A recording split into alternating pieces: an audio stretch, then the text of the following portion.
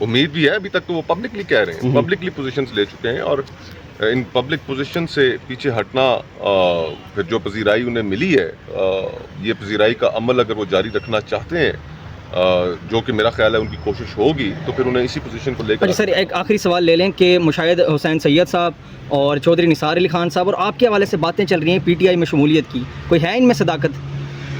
دیکھیں, مجھے بہت پہلے بھی کہا گیا تھا, لیکن میں نے اپنے جو دوست تھے ان سے بڑے ادب و احترام سے اس چیز کے اوپر اجازت طلب کی, اور نہیں میں نے کوئی سیاسی جماعت جوائن کی. مختلف جماعتوں سے مجھے کہا جاتا رہا. اعظم سواتی صاحب نے, میرے دوست بھی ہیں, میرے بزرگ بھی ہیں, انہوں نے کل یہ بات کی اور عدالت سے نکلتے ہوئے بات کی. ان کے ہاتھوں میں ہتھکڑیاں تھیں جب انہوں نے یہ بات کی, تو میں ان کی بات کو وزن ضرور دوں گا. اپنے جو دوست احباب ہیں ان سے ایک دفعہ پھر مشاورت ضرور کروں گا, لیکن ابھی فی الحال دیکھتے ہیں پھر کیا رائے. آئندہ آنے والے دنوں میں پاکستان تحریک انصاف کا حصہ نظر آ رہے ہیں آپ؟ ابھی فی الحال تو میری خواہش یہی ہے کہ جی آزادانہ طور پہ اپنی سیاست کرتا رہوں. پولیٹیکل پارٹیز کے اندر ڈسینٹ کی, اختلاف رائے رکھنے کی گنجائش نہیں ہوتی, اور اگر بے باکی سے کسی نے باتیں کرنی ہے, مختلف ایشوز کے اوپر اپنا موقف پیش کرنا ہے, جو شخص اپنی کنوکشنز کے مطابق سمجھتا ہے کہ صحیح اور غلط ہے, سیاسی جماعتیں پھر وہ معترض ہو جاتی ہیں. تحریک انصاف اچانک بڑے بڑے جو قد کاٹ والے سیاستدان ہیں ان کی ضرورت محسوس کرتے ہوئے آپ کا نام بھی لیا گیا ہے, مشاہد اللہ کا بھی لیا گیا ہے, چودھری نثار کا بھی لیا گیا ہے, تو اس کا مطلب یہ ہے کہ پاکستان تحریک انصاف کو تو آپ کی بڑی ضرورت ہے. واللہ عالم جی, میں تو ایک ان کی ذرا نوازی ہے, میرے اندر کیا ہے. مصطفیٰ نواز کھوکھر صاحب, اسلام آباد کی ورکر بھی آپ کو پکار رہا ہے کہ ہمیں اگر اسلام آباد میں لیڈر چاہیے تو مصطفیٰ نواز کھوکھر جیسا چاہیے, خاص کر پی ٹی آئی کا ورکر کہہ رہے ہیں, اس پہ آپ کیا کہنا چاہ رہے ہیں؟ دیکھیں, میں نے پہلے کہا کہ اعظم سواتی صاحب میرے لیے بہت محترم ہے. انہوں نے جن حالات میں, جس سچویشن میں انہوں نے یہ بات کی, ہاتھوں میں ہتھکڑی تھی اور انہوں نے یہ بات کی, تو میں ان کی بات کو وزن ضرور دوں گا, اور میں انشاءاللہ تعالیٰ اپنے دوست احباب سے مشاورت کروں گا. خان سے ملاقات کرنے جا رہے ہیں آپ؟ نہیں, فی الحال ان کی پارٹی کے لوگوں کو نہیں ملنے دے رہے, تو مجھے کہاں سے ملے. نہیں, مصطفیٰ نواز کھوکھر کا ایک نام ہے, سارے ایک نام. مصطفیٰ کھوکھر جانے سے اڈیالہ جیل کے دروازے کھول جاتے ہیں سر. نہیں, بڑی مہربانی. آج ہمارا کیس ہیئرنگ کے لیے آیا تھا ادھر اسلام آباد ہائی کورٹ میں, چیف جسٹس عامر فاروق صاحب کے سامنے. انہوں نے آرڈر کے لیے رکھ لیا ہے. ہاؤیور پشاور ہائی کورٹ میں فل بینچ کانسٹیٹیوٹ ہو گیا ہے اسی ایشو کے اوپر, اور یہاں پر انہوں نے آرڈر کے لیے رکھا ہے, اور ہم ہوپ فل ہیں. باقی دیکھتے ہیں کیا آرڈر وہ کرتے ہیں. ان اینی کیس جو بھی آرڈر آئے, عدالتوں کا احترام اپنی جگہ پر ہے, اور اس آرڈر کا بھی احترام کریں گے, اور پھر یہ بھی کنسیڈر کریں گے کہ اگر آرڈر ایڈورس آتا ہے تو پھر انٹرا کورٹ اپیل بھی ہم اس کے اوپر فائل کر سکتے ہیں. یہ وکلاء کے ساتھ مشاورت کے بعد یہ پھر طے کریں گے کہ کیا انٹرا کورٹ اپیل اپلائی کرنی ہے یا نہیں.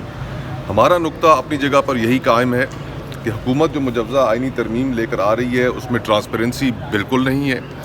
لوگوں کو نہیں پتہ کہ ان کے حقوق کے متعلق کیا قانون سازی کی جا رہی ہے, کیا آئین سازی کی جا رہی ہے. پورے پاکستان کے لوگوں کے حقوق کے اوپر اس آئین سازی کے نتیجے میں افیکٹ ہونا ہے, اور ہماری یہی خواہش ہے کہ پبلک اور سٹیزنز ایٹ لارج نہ صرف ان کو پتہ ہونا چاہیے بلکہ ان کو اس کے اندر اپنی رائے اور تجاویز دینے کا حق بھی حاصل ہونا چاہیے, جیسے 18ویں ترمیم کے موقع پر تھا.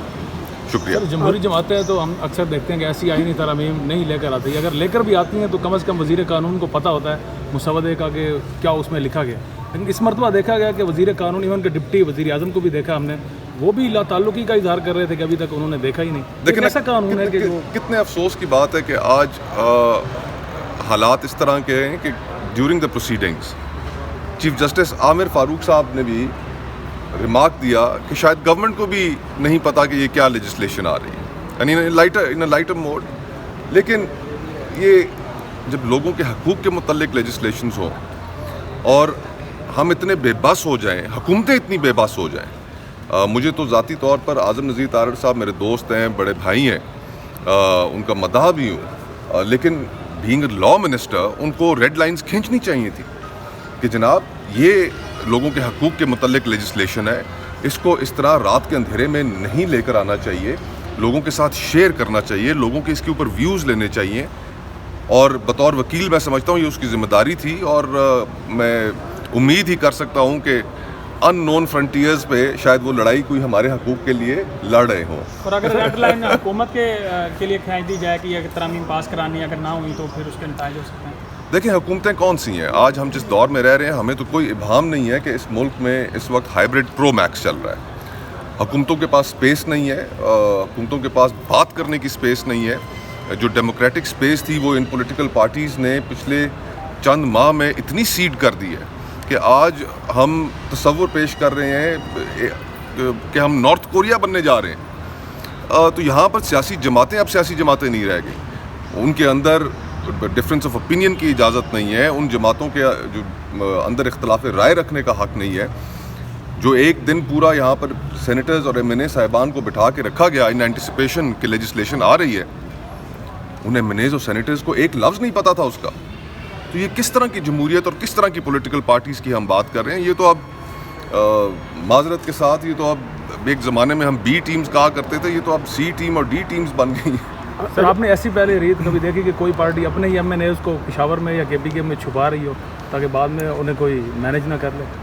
دیکھیں یہ صرف ایک پولیٹیکل پارٹی کے ساتھ نہیں ہو رہا، لوگوں کے گھر بھی توڑے جا رہے ہیں، لوگوں کے اوپر ریڈ بھی کیا جا رہا ہے، جو ایم این اے صاحبان ہیں، سینیٹر صاحبان ہیں۔ عطاء اللہ مینگل صاحب ایک جماعت کے سربراہ ہیں، وہ آن ریکارڈ ہے کہ ہمارے 2 سینیٹرز ہیں اور ان کے گھروں پہ چھاپے مارے جا رہے ہیں۔ یعنی کہ اس وقت ووٹ حاصل کرنے کے لیے 63A کے فیصلے کے بعد جو ایم این ایز اور سینیٹرز ہیں ان کے تو دروازے توڑے جا رہے ہیں کہ کسی نہ کسی طریقے سے ووٹ حاصل کر لیا جائے۔ لیکن ساری صورتحال اس طرح نہیں ہے، جماعتوں کے اندر اب بھی ٹھیک لوگ موجود ہیں۔ رضا ربانی صاحب کی اسٹیٹمنٹ سامنے آئی، انہوں نے کہا اس طرح کے بھگوڑے ووٹ لینے سے لے کر جو آئینی ترمیم کرائی جائے گی وہ کسی بھی صورت قابل قبول نہیں ہوگی۔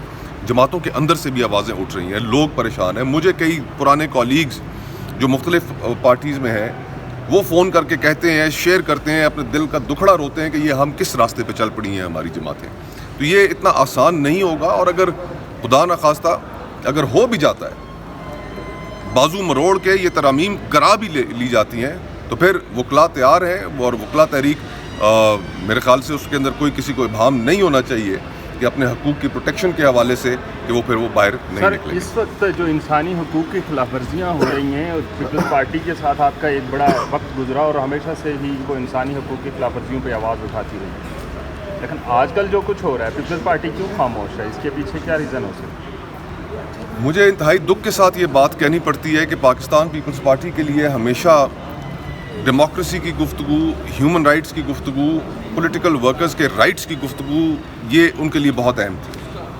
آج یہ ان کے لیے گفتگو اہم نظر نہیں آتی۔ سیاسی ورکر چاہے جس بھی جماعت سے اس کا تعلق ہو، اگر اس کے ساتھ سڑک کے اوپر کوئی زیادتی ہوتی ہے، اس کی چادر اور 4 دیواری کا تقدس پامال کیا جاتا ہے، تو یہ ہم سب کے لیے لمحہ فکریہ ہونا چاہیے۔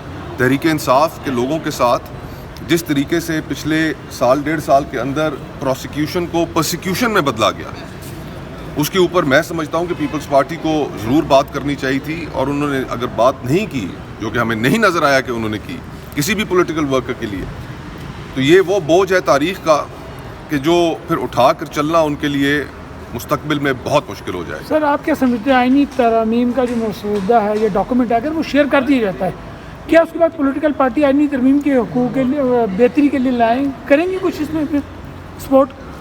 دیکھیں ڈرافٹ سامنے آئے، وہ ڈرافٹ اس کے اندر جو بھی تجاویز ہوں گی، اچھی تجاویز ہوں گی تو ان کو بالکل ہم سارے کنسیڈر کریں گے، لیکن پتہ تو چلے آ کیا رہا ہے، ابھی تو پتہ ہی نہیں ہے، اور اچانک ایک دھماکہ ہوگا اور آپ کو پتہ چلے گا کہ صبح اٹھیں گے آپ کے پاس اور 199 کا اختیار ختم کر دیں گے۔ سر مولانا فضل الرحمان کی کچھ ترامیم بیچ میں ایڈ کی گئی ہیں، سننے میں آ رہا ہے، آپ کیا سمجھتے ہیں اس کا مطلب مولانا فضل الرحمان کچھ مولانا فضل الرحمان صاحب کو خدا خوش رکھے، اگر وہ پہلے دن جب یہ تمام تیاری مکمل تھی اگر اسپینر نہ پھینکتے تو آپ کے اور میرے حقوق تو گئے تھے، اور ہم امید کرتے ہیں کہ مولانا صاحب آخری وقت تک اپنی اس پوزیشن پر قائم رہیں گے۔ یہ ان کی سیاست کے ریوائول کے لیے ایک اپرچونٹی ہے اور وہ اس اپرچونٹی کو ضائع نہیں کریں۔ آخری سوال کا جواب دے دیں۔